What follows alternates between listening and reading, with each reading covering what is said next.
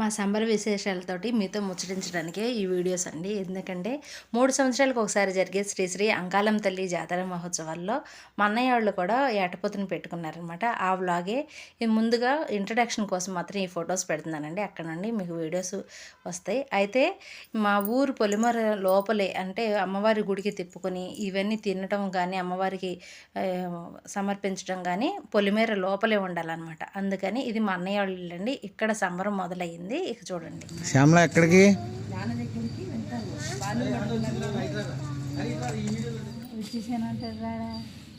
వస్తారులే.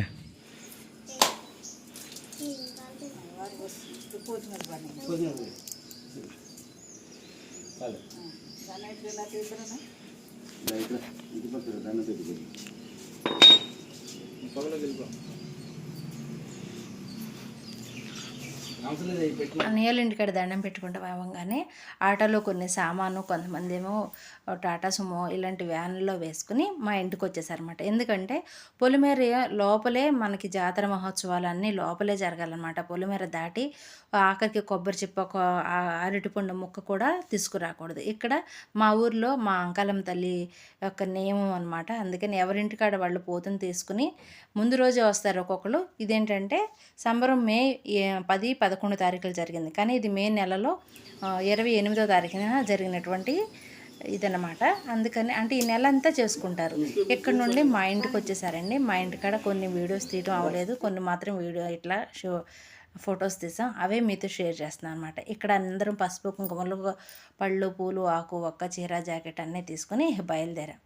ఇక మా నాన్న వలా వలా అంటే స్టార్ట్ చేస్తాడు. ఇక సంబరం చూడండి.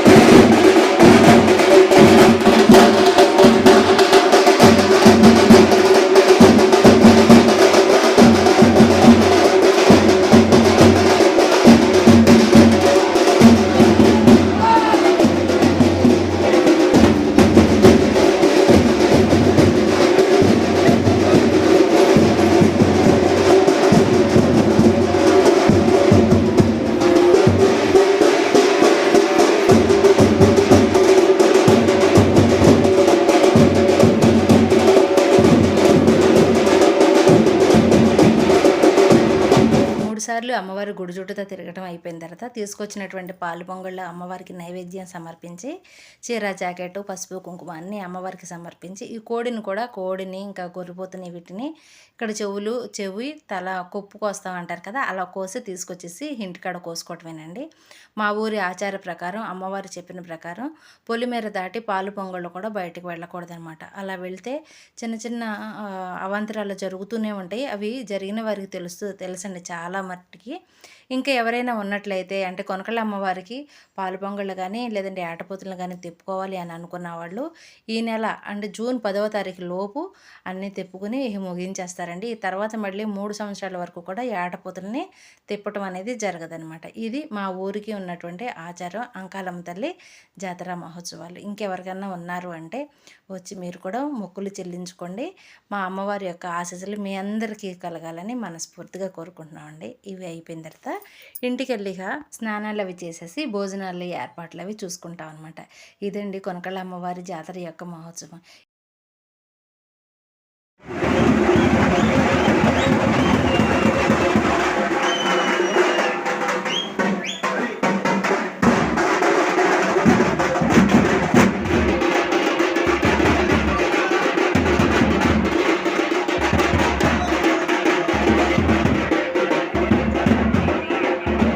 ఈ ఇంటికి వచ్చేసిన తర్వాత కొంతమంది స్నానం చేస్తాం, కొంతమంది చేస్తూనే కొంతమంది ఉన్నారు, కొంతమంది ఏమో ఇలా బండారులతోనే భోజనాలు చేసేస్తున్నారు. కాస్తంత భోజనం చేసేసి మళ్ళీ సాయంత్రం భోజనాలకి అన్నీ అందరూ ప్రిపేర్ అవుతూ ఉంటారండి.